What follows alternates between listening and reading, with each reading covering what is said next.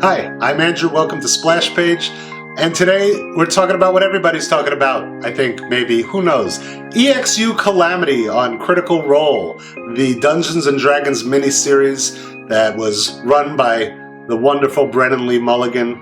And I want to talk specifically, a lot has been said about this show in general, but I want to talk specifically about improv and in-the-moment homebrew items. So what are we talking about here? We're starting in episode 3 of Calamity. If you haven't watched the Calamity series, I highly recommend you go watch it now. But spoilers ahead. Episode 3 of Calamity. There's a moment where one of the bad guys shoots a finger of death at one of the good guys. 7th level spell, big stuff, large damage. Another character counterspells it successfully. And Brennan Lee Mulligan asked that character to describe what their counterspell looked like. Laren, what does it look like when, instead of that spell happening, something else happens? A little dome of gold that's her magic lights up as her eyes flare, and she just grabs the finger of death. The finger of death in the palm of your mighty hand turns into raw ether and goes into a little battery on your belt. Come on! In that moment, he just created a homebrew item. It was just kind of a visual effect. I don't think it was even meant to be anything. It was just Brennan saying, and it turns into a magical ether battery, because we're in the age of Arcanum, where everything is extra magical. So it was kind of flavor text almost, until about an hour later. Can I pitch you on something very cheeky and stupid? Yeah, do it. You mentioned the little battery on my hip that grabbed that ether when I successfully counterspelled. Can I try to give that to Quay when he's not looking and give him a spell slot back?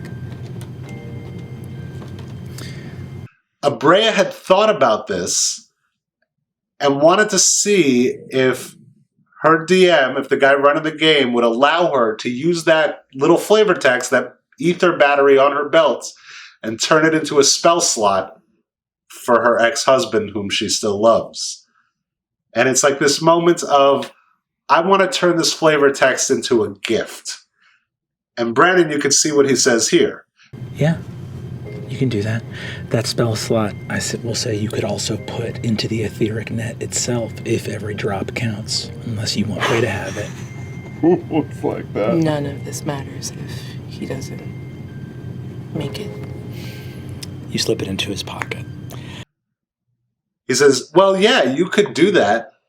You could also put it back into the machine where, we've been worrying about the energy in this machine all week, all day, I guess. It's all one day. But for 4 weeks now in real time, we've been worrying about how much energy this machine gets. If it needs every last drop, no. If Loquacious doesn't live, it doesn't matter. I'm going to give him everything I possibly can. Give him this extra spell slot. There's a moment in episode 4 where every character has to roll for damage for every magical item on their person.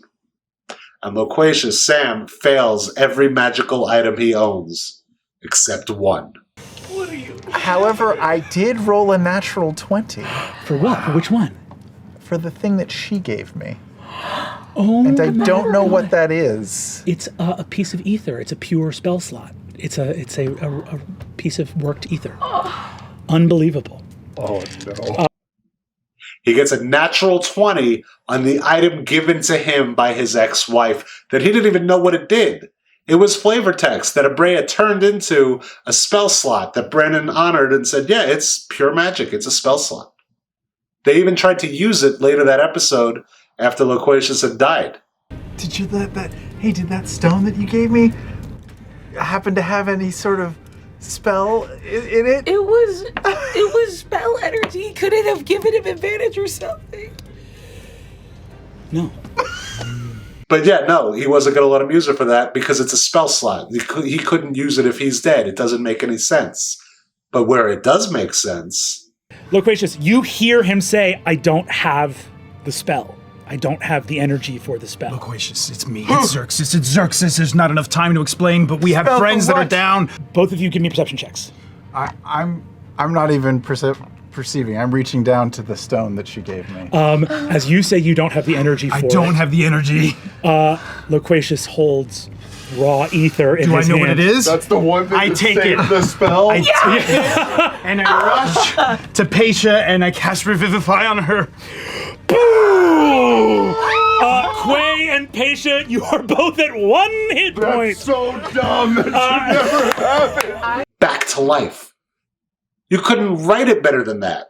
You could, I mean, you could write whatever you want, but the fact that it happened by chance with the roll of the dice, it's just so beautiful. And I think these are some of the best moments in the game. The moments that you didn't plan for, and the moments that weren't supposed to mean anything. In this case, it was just flavor text, I believe, until Aabria changed the game. If I could, I'd like to compare it to a scene in my favorite scene in all of Dungeons & Dragons history, I think, up to this point, from Campaign 2 of Critical Role. And if you haven't seen that, that was sprinkled with the dust of deliciousness. It changed the entire course of that campaign. That one joke item that Matt sold them 60 episodes earlier.